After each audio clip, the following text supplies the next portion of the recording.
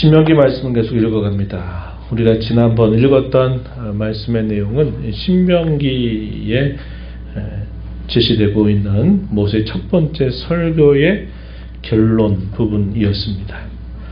모세는 첫 번째 설교의 결론에서 당시 모압 평지에 있는 이스라엘 자손들을 향해서 하나님을 섬긴다 말하면서 그것을 어떤 형상으로 만들어서는 안 된다. 더 나아가 우상들을 섬겨서도 안 될 것이고 대신 유일하신 하나님 여호와만을 섬겨야 된다. 이 사실을 강조했습니다. 이것은 그들의 삶에 있어서 이 가나안 땅을 정복하게 되는 그 일을 정복 이후에 그들이 지파별로 땅을 분배받아서 그 약속의 땅을 살 때에라도 이 사실은 계속적으로 그들이 지켜야만 된다 하는 사실을 강조했습니다. 사람들은 자신에게 주어져 있는 그 목표점을 이 가나안 땅 7족과 더불어 싸워서 승리하고 그 땅을 차지하게 되면 드디어 우리는 약속의 땅에 거주하게 되는구나 이렇게 생각할 수 있었습니다. 모든 게 다 이루어지고 모든 것이 다 이루어지겠구나 이런 정도 생각할 수 있어요. 그러나 모세는 그것은 궁극적인 목적이 아니다 이 말입니다. 약속의 땅에 그들이 사는 것이 모든 게 다 완성됐다는 것을 말하지 않았습니다. 그 약속의 땅에 살 때 그들이 여호와 하나님을 참 하나님으로 섬기는 길로부터 벗어나게 된다면 그 약속의 땅에서라도 그들은 결국 패망을 당하게 될 것이다. 이방 땅으로 포로로 끌려가게 될 것이다 하는 사실들을 엄숙하게 경고하였다는 겁니다. 우리도 그럴 수 있죠. 구원받았으니까 이제 모든 게 다 됐지. 우리가 이 땅에 살다가 죽으면 영원한 하나님 나라에 우리가 살게 될 것 아니냐. 모든 게 다 됐지 생각하고서는 우리가 그곳에 안주하게 되어서는 안 된다 하는 사실을 우리가 기억해야 합니다. 하나님이 저와 여러분을 구원하신 중요한 목적은 구원받은 자로서 하나님의 형상을 이루어가는 일, 다르게 말하면 거룩하고 흠이 없는 백성이 되는 일에 우리가 생애 다하도록 힘을 기울여 살아야 되겠고, 궁극적으로는 우리를 값없이고 원하신 하나님께 영광을 돌리는 삶을 힘써 살아가야 될 것을 우리가 절대로 잊어서는 안 된다 하는 내용들을 우리가 힘주어서 함께 살펴보았습니다. 오늘 우리가 읽는 내용은 이제 모세의 두 번째 설교의 시작 부분입니다. 이 모세의 두 번째 설교는 오늘 우리가 읽은 본문 4장 44절로부터 26장까지 계속 또 설교가 이어지게 됩니다. 지난번 첫 번째 설교의 모세의 중요한 주안점이 어디에 있었느냐?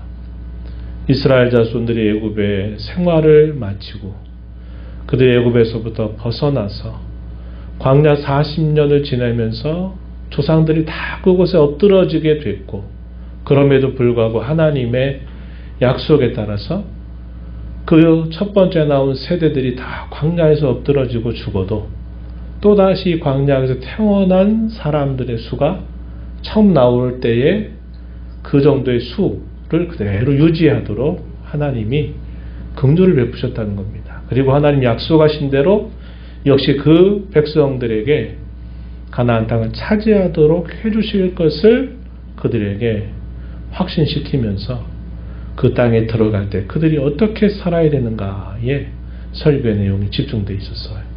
이 두 번째 설교에서는 하나님과 그 백성 사이에 맺은 언약을 강조합니다. 그 언약에 따라서 그들이 언약을 맺은 백성으로서 역시 하나님 앞에 어떻게 살아야 되느냐 하는 사실들을 또 이 두 번째 설교를 통해서 이야기해주고 있다는 겁니다. 그래서 언약, 그리고 이 언약에 따라서 하나님이 자기 백성들에게 율법을 주셨다 하는 사실들을 소개해주고 있습니다. 오늘 우리가 그에 대한 이야기들을 오늘 살펴보게 될 것입니다.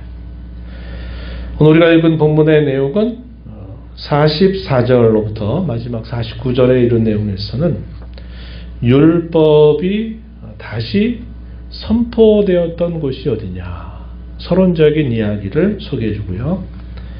5장으로 들어가서 1절부터 우리가 읽은 21절까지의 내용에서는 우리가 출애굽기 20장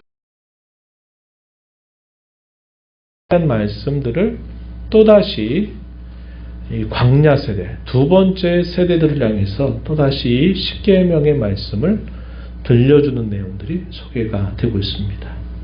그게 두 번째 계명이다. 이제 여기에서 우리가 신명기라고 하는 말이 나왔다 하는 겁니다. 다시 신자, 여호와의 명령을 다시 주셨다 하는 그 말에서 신명기라고 하는 말이 나왔다 그랬습니다. 그래서 오늘 우리가 살피는 내용은 이스라엘 자손들이 이 율법을 또다시 듣게 되는 그 장소가 어디인지, 또 듣는 그 말씀이 무엇인지, 특별히 그 가운데서도 가장 이 계명의 기초라 말할 수 있는 십계명에 대한 말씀들을 또다시 그 세대들을 향해서 베풀고 있다 하는 사실입니다. 먼저 이 율법의 내용들은 처음 주어진 것이 아니다 하는 사실을 이야기해 줍니다. 애굽에서 나온 백성들에게 그 당시 세대에 의하면 앞선 세대에 모세가 증언과 규례와 법도를 선포한 것이다 하는 사실을 그들에게 알려주고 있습니다. 44절에 보면 이스라엘 자손에게 선포한 율법이 이러하다, 율법이란 말을 사용했습니다. 그리고 45절에 가서는 이스라엘 자손의 애굽에서 나온 후 모세가 증언과 규례와 법도를 선포하였다. 44절에 선포한 율법, 46절에 증언과 규례와 법도를 선포했다. 이 말은 율법의 내용을 이루고 있는 세부적인 내용들이 증언이나 규례나 법도를 포함하고 있다 하는 사실이 되겠죠. 5장 1절에서 하반절에서도 또 이렇게 말합니다. 규례와 법도를 듣고 그것을 배우며 지켜 행하라 할 때 이 규례와 법도, 우리가 지난번에도 살펴보았는데 모세의 율법을 이 규례와 법도라는 말로 세부적으로 표현하고 있는데, 이런 것들은 결국 율법 전체를 보여주고 있는 말씀. 다시 선포되었느냐 했을 때 46절 앞부분에 또다시 율법을 새로운 세대들에게 선포하였다, 선포된 장소를 소개해주고 있습니다. 이하 46절 하반절로부터 49절의 내용은 그 땅, 그들이 다시 선포하는 율법을 들었던 그 장소에 대한 소개의 말씀이 46절 하반절로 49절까지 소개가 됩니다. 지난번에 이 요단 동쪽 벳부올 맞은편 골짜기 어떤 곳이었다고 여러분들에게 소개를 해드렸냐면, 이스라엘 자손들이 당시에 들과 더불어 함께 교제하면서 이방 그 신을 향하여 제사 드리는 곳에 그들이 초청을 받아서 제사에 함께 빠져들게 된 일로 인하여 하나님께 큰 진노를 샀던 장소였다는 겁니다. 그래서 하나님의 징계가 있었던 그 부근에서 다시 모세를 통해서 두 번째 율법을 선포하게 하고, 또 그 세대들, 살아남은 세대들에게 또다시 그 율법을 들려주는 곳이 됐다는 겁니다. 큰 징계를 받았던 그곳에서 다시 하나님의 율법이 모세를 통해서 선포되고 있다 하는 사실입니다. 그러면서 5장 1절부터 21절에 이르는 내용은 호렙산, 곧 시내산에서 자신들의 앞선 세대와 맺었던 언약에 대해서 소개하면서 십계명의 말씀을 또다시 그들에게 들려주는 내용들이 소개됩니다. 5장 1절 말씀을 한번 보십시오. 모세가 온 이스라엘을 불러 그들에게 이르되, 이스라엘아, 오늘 내가 너희의 귀에 말하는 규례와 법도를 듣고 그것을 배우며 지켜 행하라. 배워라, 지켜 행하라. 무엇을? 율법의 말씀을 배우고 지켜 행하라. 이렇게 모세가 명령을 하게 됩니다. 그러면서 그 이유에 대해서는 하나님께서 언약을 맺으셨다는 사실을 근거로 제시합니다. 2절, 3절 내용에서 소개가 되죠. 하나님께서 40여 년 전 시내산에서 맺은 그 언약은 너희들과 아무런 상관이 없는 것이 아니라 곧 너희와 함께 세우신 언약이다 하는 사실을 강조합니다.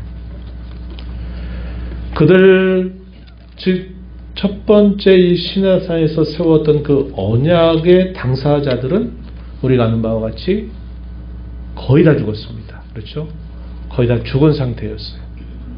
그 이후에 태어난 세대들이 자신들의 앞선 세대만큼 지금 그 수를 이루고 있는 상태였어요. 그래서 그 당시에 이 모압 평지에 있는 이스라엘 자손들에게는 직접적으로 그 현장에 있었던 당사자들은 아니었습니다. 그럼에도 불구하고 모세는 이렇게 말합니다. 5장 2절에 보면 우리 하나님 여호와께서 호렙산에서 시내산에서 우리와 언약을 세우셨나니 이 언약은 여호와께서 우리 조상들과 세우신 것이 아니요 오늘 여기 살아있는 우리 곧 우리와 세우신 것이다. 이렇게 소개를 했습니다. 이 말은 언약이 계속되고 있다는 사실을 우리에게 보여주는 표현이죠. 하나님께서 맺으신 그 언약은 최초의 국가적인 언약이다 이렇게 볼 수 있는데 이 언약은 계속되고 있다. 그래서 그때 맺었던 그 언약은 곧 나와 상관없는 언약이 아니라 곧 나와 세우신 언약이고 우리와 세우신 언약이다 하는 사실을 강조하고 있다는 겁니다. 언약을 체결하신 하나님이 살아계시죠. 하신 그 말씀이 역시 계속적으로 유효합니다. 하나님이 살아계시고 그분의 하신 그 약속 혹은 언약이 계속되고 있다는 사실을 이 구절을 통해서 분명히 밝혀주고 있는 겁니다. 그리고 그때 처음 주어졌던 이 율법의 내용들은 당시 이스라엘 자손들이 너무나 두려웠기 때문에 우리에게 직접 말씀하지 말고 모세를 통해서 말씀하면 우리가 그 말들을 그대로 듣겠다 했던 그 말씀이 소개됩니다. 다시 말하면 모세가 중재자가 된 겁니다. 중재자가 되어서 이스라엘 자손들에게 하나님께로부터 받는 말씀을 그들에게 전한 것이다. 이렇게 소개를 합니다. 4절에 보면 여호와께서 산 위 불 가운데서 너희와 대면하여 말씀하시매 그때 너희가 불을 두려워하여 산에 오르지 못하므로 내가 여호와와 너희 중간에 서서 여호와의 말씀을 너희에게 전하였노라. 중간에 섰다. 모세가 이 율법의 중재자가 되었다 하는 사실을 밝혀주는 말씀이 됩니다. 그러면서 십계명의 내용이 이제 다시 소개가 되죠. 6절에 보면 출애굽기 20장 1절에 있는 말씀과 같은 내용들이 소개가 됩니다. 어떤 내용이냐?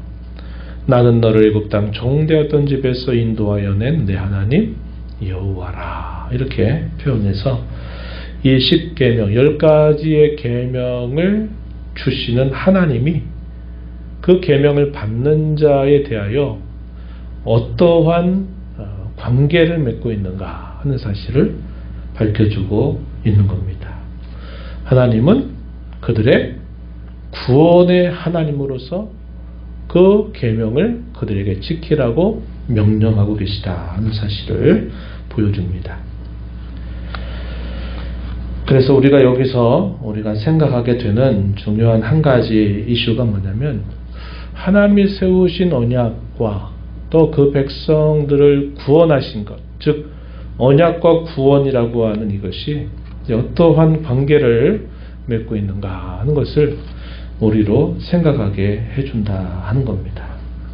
그건 조금 뒤에 가서 이제 살펴보도록 하고, 이제 5장 7절로부터 우리가 읽은 21절까지의 내용은 10가지 계명들에 대한 소개가 되고 있습니다.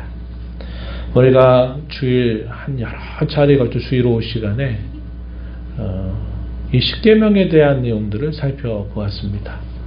한번 여러분 떠올려 보세요. 이 10계명을 율법을 내용적으로 크게 3가지로 분류한다 했었어요. 그래서 첫 번째 내용에는 도덕법으로 분류하는 내용들이 있고, 두 번째는 의식법 혹은 제사법이라고 부르는 내용들이 또 있습니다. 마지막 세 번째는 어떤 법이죠? 시민법이라고 하는 게 있다 그랬어요.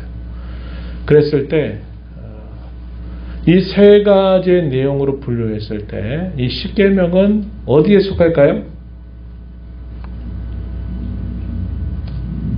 10계명은 도덕법에 속합니다. 도덕법이라고 부르는 이유는 시간이나 상황이나 형편이나 어떤 것들을 초월해서 모든 시대의 사람들이 그렇게 살아야 된다 하는 것을 가르쳐 준다 하는 의미에서 이걸 도덕법이라 부릅니다. 이 계명은 실상은 하나님 믿는 사람들에게 뿐만 아니라 모든 인류에게 주신 공통적인 법이기도 합니다. 로마서 2장 14절 이하에 보게 되면 양심이라고 하는 게 있죠. 양심. 하나님께서 사람을 지으실 때 양심을 주셔요. 그 양심 속에 하나님이 이러한 계명을 주셨습니다. 시간이 흘러서 후대에 모세를 통해서 하나님이 기록된 돌판으로 이것을 건네주신 거죠. 그래서 이 양심은 글로 구성되어 있지 않죠. 이걸 불문법이라고 그래요. 자연법이라고도 합니다. 이것을 훗날에 모세 시대에 하나님께서 언약을 체결하시면서 자기 백성들에게 성문화된 형태, 글자로 새겨진 형태로 그것을 주신 겁니다. 그래서 사실상 이것은 하나님 백성들에게만 아니라 이 땅에 태어난 모든 사람들에게 주신 계명의 내용이 됩니다. 10계명에 대한 이 요구는 믿는 신자에게만이 아니라 믿지 않는 모든 사람의 요구하시는 하나님의 뜻이다 하는 겁니다. 그래서 이 도덕법의 내용을 가장 잘 요약하고 있는 것이 무엇이냐 할 때 10계명입니다. 우리가 이렇게 살펴봤습니다. 이 도덕이 왜 시간이나 또 문화나 여러 상황에 따라서 그거에 따라서 제한되지 않고 이것을 늘 지켜야만 되는 하나님의 뜻으로 주어지느냐 할 때 그 이유는 하나님의 변치 않는 본성으로부터 주시는 계명들이기 때문에 그러하다 하는 겁니다. 언어가 다르고 또 자신이 살고 있는 역사적인 상황이 다르고 이런 모든 것들이 다를지라도 이 도덕법은 모든 사람들에게 여전히 지키라고 주시는 하나님의 뜻이 된다. 이렇게 우리가 이야기를 했습니다. 그래서 그 도덕법의 전체를 가장 잘 요약하고 있는 내용들이 바로 이 10가지 계명이다 하는 내용들을 강조했어요. 그리고 이 10계명을 해석하는 방법은 그때도 말씀드렸듯이 무엇을 하라 하는 긍정명령으로 주어져도 어떻게 생각해야 된다? 이러이런 것들은 해서는 안 되는구나 할 때 부정적인 금지명령을 함께 생각해야 되고, 반대로 무엇을 하지 말아라 하는 형태로 이 10계명이 많이 주어지죠. 이 부정의 명령으로 주어진다 하더라도 또 한 번을 돌려서 긍정적으로 그럼 어떻게 해야 되는가를까지를 같이 생각해야만 이 10계명을 우리가 좀 더 제대로 해석할 수 있다 하는 겁니다. 중요한 핵심은 뭐냐?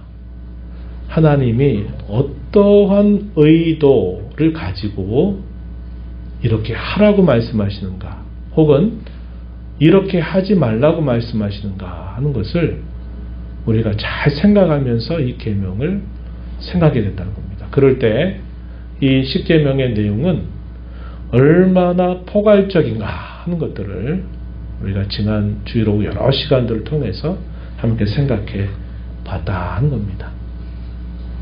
그래서 우리가 10가지 계명, 10가지 계명 그거밖에 없어? 이렇게 생각할 것이 아니고, 이 계명 안에 사실상 얼마나 많은 내용들이 다 들어오고 있는지를 우리가 주의하면서 생각해야 된다, 그런 말씀을 드린 바가 있습니다. 우리가 잘 아는 바와 같이 제1계명에서부터 4계명에 이런 내용은 주로 하나님을 향한 계명이다. 그래서 그것을 대신계명이다, 이렇게 분류하고요. 제5계명으로부터 제10번째 계명에 이런 내용은 사람을 대할 때 우리가 어떻게 하는 것이 하나님의 뜻이냐 해서 이것을 대인계명이다, 이렇게 분류를 하고 있습니다. 그리고 이 모든 계명들은 사실상 다 연결되고 있다 하는 것을 우리가 주의해야 된다. 야고보서에서는 그렇게 말한다고 했죠. 모든 계명은 다 주신 그 하나님에 의해서 다 연결되고 있다는 겁니다. 그래서 이 계명은 비유하기를 마치 울타리와 같다 그랬어요. 울타리.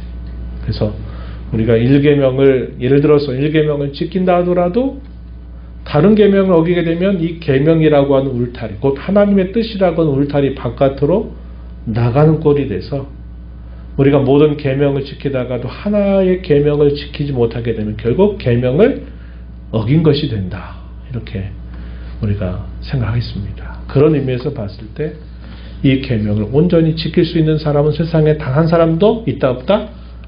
없다. 모든 사람은 다 이 계명 앞에 다 죄인일 수밖에 없다 하는 내용들을 우리가 주일 오후에 살폈던 것입니다. 특별히 이 계명들 가운데 네 번째 계명에 대해서 우리가 조금 더 생각해 볼 것이 있습니다. 네 번째 계명은 어디에 주어지느냐, 12절로부터 15절 내용에 소개되는데 다른 부분들은 큰 차이가 없습니다. 그런데 약간 다른 부분이 있어요. 15절 말씀을 한번 보십시오. 5장 15절에 보면 너는 기억하라. 내가 애굽 땅에서 종이 되었더니 내 하나님 여호와가 강한 손과 편팔로 거기서 너를 인도하여 내었나니 그러므로 내 하나님 여호와가 내게 명령하여 안식일을 지키라 하느니라. 출애굽기에서 어떻게 소개가 됐을까요? 6일 동안 천지와 만물을 지으셨다 말씀하시고 제7일째 안식하셨으므로 너희가 안식일을 기억하여 거룩히 지켜라, 이렇게 이야기를 하셨는데 약 40여 년이 지나고 난 다음에 두 번째 주어지는 이 10계명 가운데 제 네 번째 계명은 15절에서 우리가 읽는 것처럼 하나님이 6일 동안 창조하시고 7일날 쉬었기 때문에 안식하라, 안식해라, 안식일을 지켜라, 이렇게 말씀하시는 게 아니라 뭐라고 설명합니까? 애굽 땅에서 종이 되었더니 내 하나님 여호와가 강한 손과 편팔로 너희를 거기서 인도하여 내었으므로 안식일을 지키라, 이렇게 말합니다. 그래서 우리가 내용적으로 쉽게 정리할 때 처음 주어졌던 10계명 중에 네 번째 계명은 창조에 근거한 안식일을 지키라고 하는 명령이라고 우리가 이해한다면 40여 년이 지난 다음에 두 번째 이 소개되고 있는 네 번째 계명은 하나님께서 자기 백성들을 구원해내신 것에 근거해서 구원받았으니 너희는 이 안식일을 지켜라, 이렇게 말씀합니다. 구원에 근거한 안식일 명령입니다. 그래서 이런 면에 있어서 차이를 보이고 있다 하는 겁니다. 이 말은 우리에게 특별히 믿는 우리 그리스도인들이 된 사람들, 하나님의 백성이 된 사람들은 하나님이 창조하신 명령에 의해서만이 아니라 하나님께서 구원해 주신 그 은혜의 근거에서 더욱더 이 안식일을 구별을 지켜야 된다 하는 사실이 포함된다는 겁니다. 이것도 강화됐다 이렇게 보는 것이죠. 그래서 오늘날도 구원받은 우리 그리스도인들은 하나님께서 거룩한 안식일로 구별해서 지키라 하신 이 날을 우리가 더 구원의 은혜를 받은 자로서 더욱더 이 계명을 우리가 잘 지키도록 해야 된다 하는 사실을 우리가 기억해야 되겠다 하는 겁니다. 그래서 창조의 안식에 구원의 안식이 더 추가가 됐다 하는 면에서의 차이점이 있다는 겁니다. 그리고 지난 우리가 주의로 그때 강조했는데 이 모든 계명들의 전체 열쇠가 되는 계명은 어디 있다고 그랬어요? 이 계명들, 계명 전체를 아우르고 있는 계명이 있다고 그랬죠. 그래, 제 10번째 계명이 다른 모든 계명들을 풀게 해주는 열쇠가 된다 그렇게 했습니다. 그래서 왜 그러냐 했을 때 제 10번째 계명은 사람의 마음으로부터 그 계명을 지키는 문제를 다루고 있다는 겁니다. 뭘 지금 주의할 것을 가르치느냐? 탐심에 대해서 이야기합니다. 탐심. 하나님이 아닌 다른 신들을 곁눈질하거나 그 신들을 우리가 탐하게 되면 1계명, 2계명, 3계명 범하게 된다 이 말이죠. 또 4계명까지도 범하게 됩니다. 다른 이방의 신들이 안식일을 기억해서 거룩하게 지켜라 이렇게 명령하지 않거든요. 부모를 공경하지 않는 것도 결국 탐심의 문제로부터 시작되고 다른 여인과 간음하는 것도 도둑질하는 것도 거짓말하는 것도 사실 보면 다 사람의 마음에 있는 탐심이라고 하는 것이 시작점이 된다. 그래서 이 10번째 계명은 보이는 어떤 것들에 대해서 주시는 계명보다도 가장 모든 것의 시작이 되는 우리 사람의 마음속에 있는 이 탐심을 제어할 것을 우리에게 가르치고 있다 하는 면, 이런 면에서 10번째 계명은 다른 모든 계명들을 푸는 중요한 열쇠와 같은 계명이다 하는 것을 기억하면 좋겠습니다. 자, 오늘 우리가 이 말씀들을 생각해 봤습니다. 이 말씀들을 통해서 우리가 좀 적용해 볼 필요가 있는 것들을 좀 있는데, 첫 번째는 아까도 말씀드렸지만 시내산에서 세웠던 그 언약은 언약의 당사자였던 사람들이 죽었다 그래서 그 언약이 폐기되거나 끝나는 것이 아니라 그 언약은 계속된다 하는 사실입니다. 그래서 언약의 계속성이다 이렇게 말할 수도 있겠는데, 이 시내산 언약은 계속 역사 속에서 계속 된다는 겁니다. 그럼 그 이후에 우리가 여러 언약들, 예를 들면 우리가 이제 신명기 후반에 가게 되면 그들이 거주하고 있는 이 모압 땅에서 언약을 체결합니다. 그 장소가 모압 평지다. 그래서 그걸 뭐라고 부르냐면 모압 언약이라고 불러요. 그리고 또 시간이 흘러서 예를 들어 다윗 시대 가서 하나님께서 다윗에게 언약을 세우십니다. 다윗 언약이라고 하는 게 등장하죠.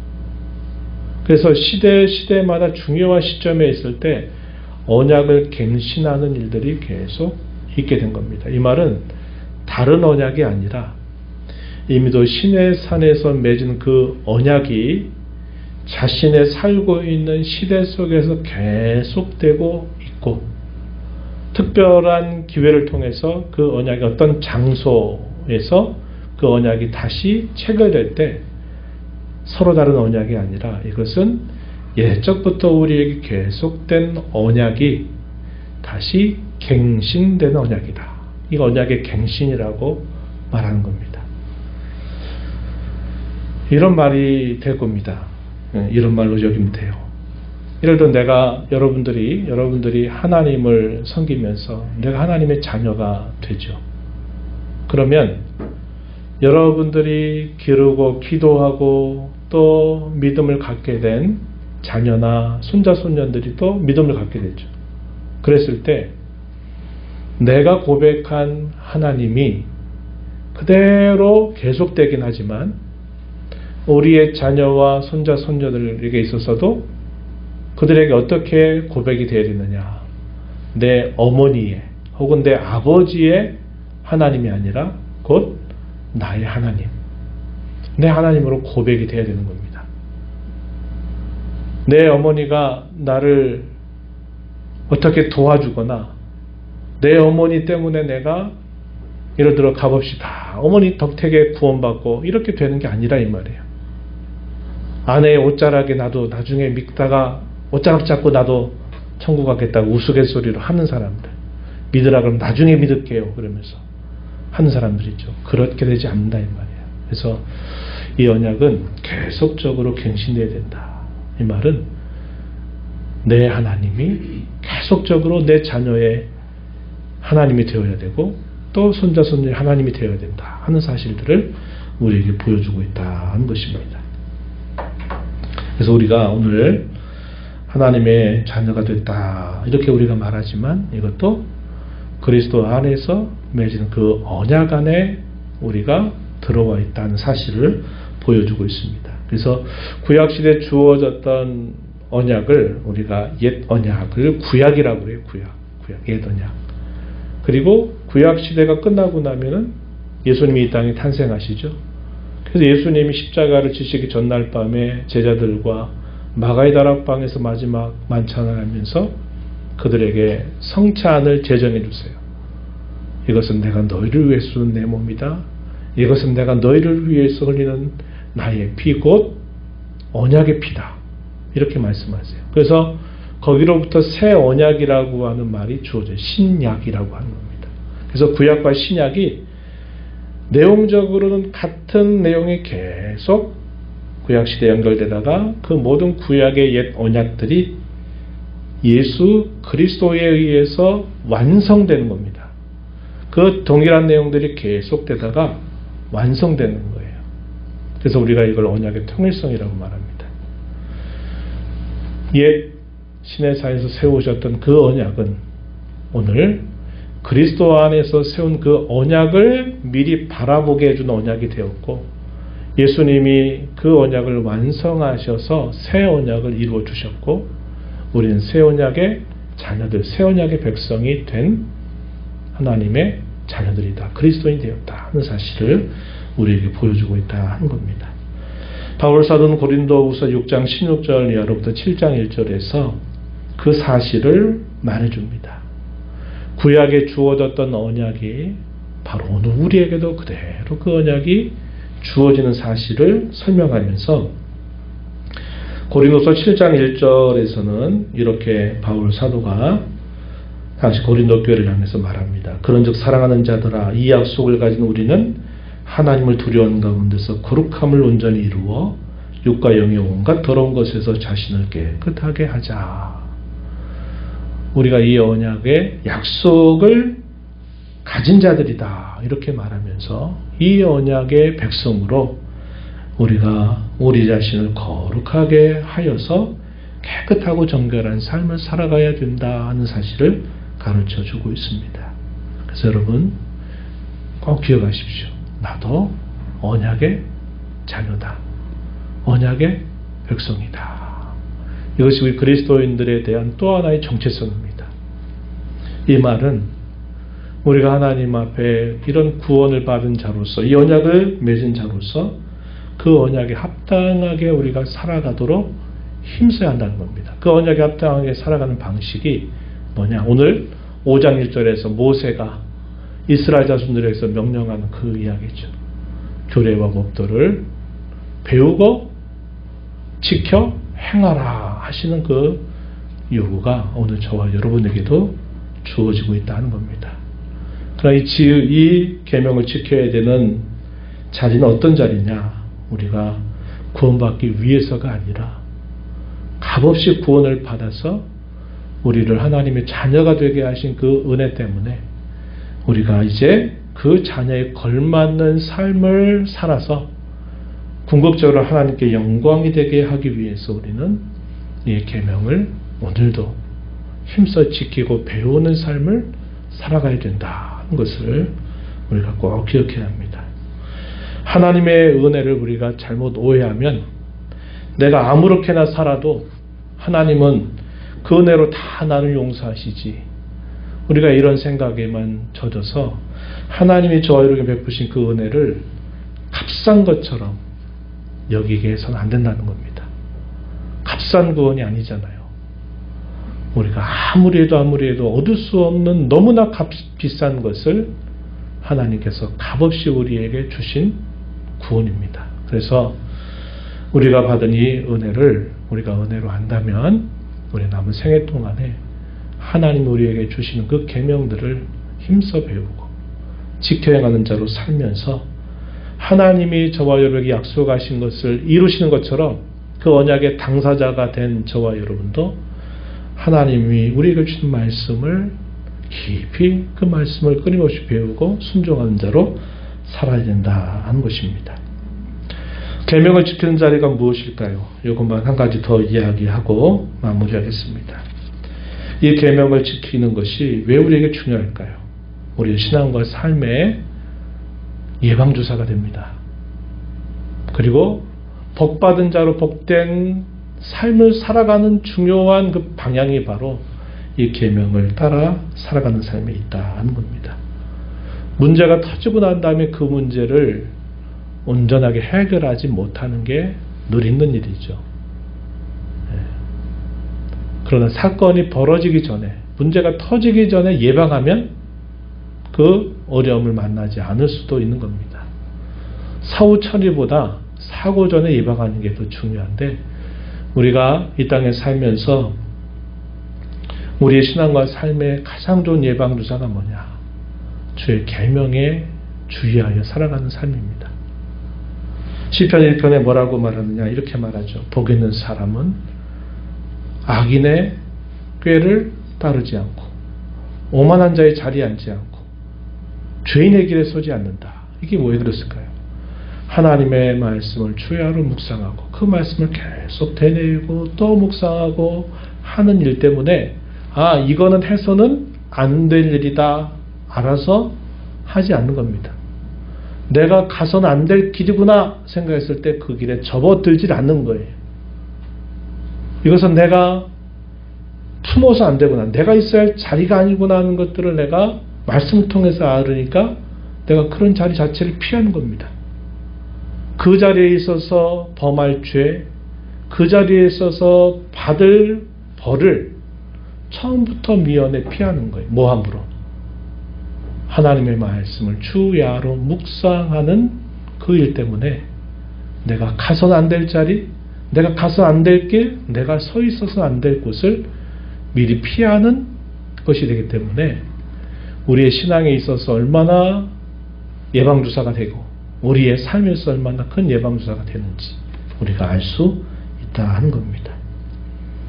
이 계명을 우리가 지키는 가장 중요한 자세는 구원에 대한 감사와 하나님 우리에게 베푸신 그 사랑에 대하여 우리가 하나님을 사랑하는 것으로부터 이 계명을 지킬 때 이 계명을 우리가 잘 지킬 수 있다 하는 겁니다.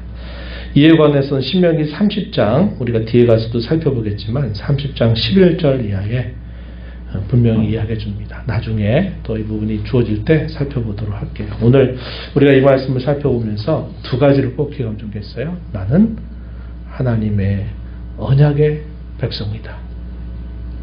나도 그 언약에 힘써 따라서 살아야 될 책임과 의무를 지닌 사람이다. 그러나 그것이 단순히 책임과 의무로서만 아니라 하나님께서 베풀어 주신 그 구원의 은혜에 대한 감사를 바탕으로 해서 하나님을 좋아하고 사랑하면 우리가 그 계명을 지켜갈 수 있다는 겁니다. 그런 자로 우리가 살아가야 돼요. 그것이 오늘 우리가 이 본문 속에서 받는 중요한 교훈입니다. 이런 계명을 새기면서 또 남은 삶 힘써 살아가게 되기를 진심으로 바랍니다. 기도하겠습니다. 하나님 아버지 감사합니다. 오늘 저희들을 불러주셔서 하나님께서 시내산에서 맺으셨던 그 언약은 자신들의 선대에 해당되는 언약이 아니라 바로 자신들과 세우신 하나님의 언약임을 그들에게 말씀해 주십니다. 하나님은 약속하신 대로 그 백성들을 긍휼히 여기셨으며 많은 대적들로부터 보호하시고 지켜주시는 약속을 이루신 것처럼, 그래서 그들을 구원하신 것처럼 구원받은 하나님의 백성들은 하나님께서 주신 그 말씀을 배우고 지켜 행하며 삶으로 그 언약의 백성답게 살아야 될 것을 말씀해 주셨습니다. 오늘도 그리스도 안에서 새 언약의 백성으로 삼아주신 하나님의 은혜 감사하면서 저희도 하나님께 대한 사랑으로 베푸신 은혜에 대한 감사로 하나님의 말씀을 날 배우는 것을 기뻐하고 그 말씀을 지켜 사는 것을 귀하게 여기며 힘써 살아가는 저희들이 되게 주시옵소서. 예수님의 이름으로 기도하옵나이다. 아멘.